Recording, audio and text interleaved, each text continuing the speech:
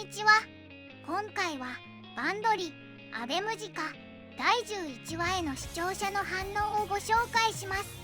このチャンネルでは最新アニメの視聴者の反応や感想をご紹介しています。みんなの解釈や考察を知るとアニメ視聴の楽しみが増えると思いますので、ぜひ最後までお楽しみください。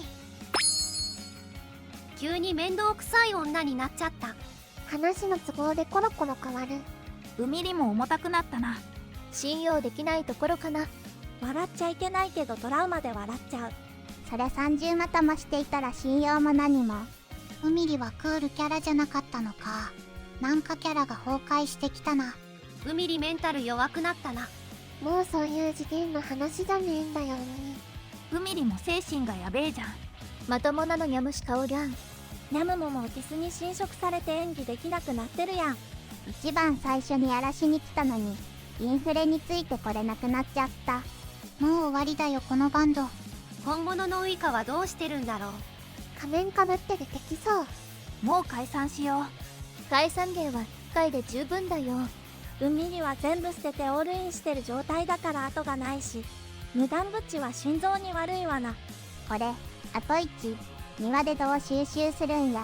続きは劇場版か。続きは舞台劇で。これまでのバンドリメンバーが集まっておめでとうおめでとうで最終回。最後はアベムジカメンバーみんなでポピパーピポパーするよ。続きは6期ね。迷子は12話でメンバーが一応まとまったけど、こっちは次回でもまとまる気配がしないな。これで本当にスイスに飛ばされた咲子が現地で泥水をすすりながら向け投げに剣道将来を誓い、ドイツを経て日本へ凱旋帰国するまでの奇跡を2期でやったら興奮する。無駄に頭使ったから甘いもの食べたくなってきた。迷子11話ではソヨの衣装が修羅男爵されてたよね。平和だった。あれももう3年くらい前か。あれが平和に思える日が来るとは。ポピパとかロゼリアがメインだった初期のバンドリを返して戸川家はココロンチのライバルだったりするのかしら。いや多分桁違いに心の家の方がでかいぞ。咲子すべての元凶。父親が借金王。うみり信用できないって言われたのがトラウマ。ウイカ、初音、激を漏れず、モーティス主人格死亡中。にゃもむつみちゃんの演技がトラウマ。これは強いメンバーだ。バンドなんかやってる場合じゃないよね。先週見ていないのか。むつみは生き返ったぞ。あと2話でいい感じに終わるんかいな。もしかしてアベムジカってハロハピよりやべえやつ率高いのか。やべえのベクトルが違う。ココロちゃんが一番やべえから。モーティスが復活して何とかしてくれる展開ワンチャンあるだろ。一番悪いのは戸川実地。一番かわいそうなのは咲子のパッパ。各バンドのやべえやつ率。ポピパ5分の2、ハロハピ5分の3、アベムジカ5分の4。このポピパは3だと思う。キラキラ星は割とメンタルまともだからオタエとチョココロネで2だと思う。描写から説明に明確に舵を切ったっていう象徴的な演出だな。結局いろいろ盛り込みすぎた。迷子10話も朗読劇してましたし。本物のウイカは今新ウイカは生きてるんだよね。ひすってるうみりでちょっと癒された。うみりお前さ。初音と咲子はおばとめだったか。ところでねか、本物は次回に出るの。親が違うからどちらも初をつけたのか。海猫と日暮らしくつけたような感じがしたわ。あとうみりが完全にギャグっぽくなっちゃってちょっと残念。いやこれ清継完全に冤罪だろ。クソじじいがはめたまである。本物ウイカ何しとんや。島でも今はネットで歌のレッスンとかできるやろ。マジで丈太郎と丈介じゃあねえか。クソ親父が被害者なの分かってちょっとそこだけ安心した。朗報、さきちゃん脈あり。結局むつみはどうなったのか。咲子は引いたら寄ってくるんだな。もうこれ昼ドラだよね。スイス留学させられる咲子。うみり信用金庫の残高がゼロになってしまう。幼少期の数歳差って身長とか結構違うはずなのに咲子は気づかなかったんやな。父親が違うから多分むちゃくちゃ高身長だったんだろう。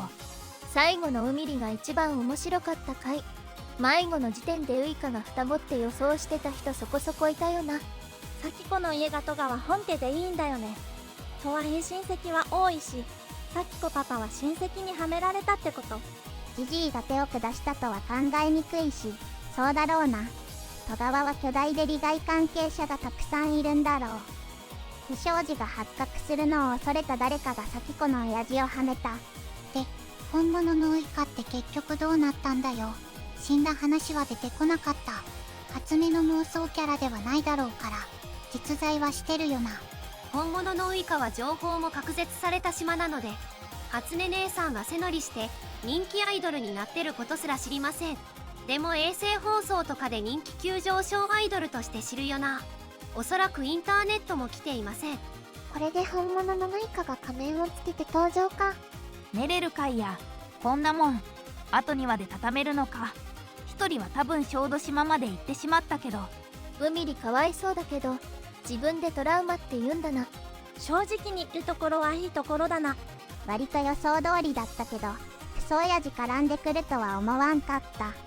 これなら G 一人悪者にすれば全部めでたしめでたしにはできるが、めんどいことに G は浮気でもなきゃ責任取るつもりだったから悪者にもできねえ。今までは小娘同士の揉め事だったけど、今度は大人の介入で、今度は簡単にはいかないだろうと思ったけど、むつみの件も強引に解決したからこれも簡単に解決するんだろうな。ここで予想されてた咲子がウイカを迎えに島に行くが本当にありそうで笑った。割と予想通りの展開じゃね。一部は予想が当たってても、ここまで盛り込むのは予想外だし、何より父親まで巻き込むとは。そしておじいさま元川の血統ではないとはね。女が生まれやすい一族なんか。クソ親父の島で養父の代わりになって本物のウイカを東京に連れてくれば解決するんじゃない。新ウイカが分裂した時の口悪い方ならだいぶ性格悪くそだったな。そう思ったよね。戸川家の闇とかはまあ舞台装置ってことだろうけど、なんかアベムジカは全体的に日暮らしっぽいな。とりあえず咲子パパにごめんなさいしとくわ。ある程度予測はできてたけど、それでもかなり衝撃の真相でしたね。これはもうどういう感情なのかわからないけど、さきちゃんに対する異常なまでの執着の理由については分かった気はする。それと本物のウイカさんはどうしてるのだろうか。そしてうみりさん、あなた急に可愛くなりましたね。嘘つきの少女の物語。舞台の上で仮面をつけてた彼女のもう一つの仮面が一人芝居で語られていく異色の展開にゾクゾクさせられる。その秘密が明かされて咲子ちゃんの不遇の原因すらもそこに集約されてくるのがあまりにもいびつすぎるのです。むつみの時もそうだけど、このアニメは本人がそう思ってるだけな描写が多々あるので、咲子と父親が追い出されたのはウイカ、初音が近づこうとしたからなんてのは本人がそう思ってるだけな描写で衝動を見ても、ウイカという少女の秘密、かりそめ、すみみの誕生、そして彼女の行動がこの物語を生み出すきっかけとなる。そして抱え続けた嘘は憧れの少女に真実を告げぬまま再び打ち消される。物語の大半を舞台で見せるというカロリー的にも演出的にも難易度高めのワース。今回はミスミウイカさんの重く悲しい過去のお話。文字通り咲子さんが太陽であり、人生を変えてくれた存在だったのがあそこまで執着する理由だったと。そしてまたちょっとしたすれ違いが悲劇を生んでしまうのか。相変わらず次回がめちゃくちゃ楽しみ。一人芝居風のウイカこと初音の独白。すごく辛い過去でしんどい話だった。真実が分かったけど、この収集を残りは数でどうつけるんだろう。公式サイトのキャラ紹介にも変化があって、アニメとの連動がすごい。ミスミウイカとは何者なのか。20分にわたる一人芝居で語られたそれはもう衝撃の一言でした。この思い切った構成でいくと考えた制作側に拍手を送りたいし、ウイカと初音を含め演じきった佐々木梨子さんもお見事でした。それにしてもジジイ最低すぎる。最後までご視聴いただきありがとうございました。皆さんのご感想や注目ポイント、考察などありましたらコメントで教えていただけると嬉しいです。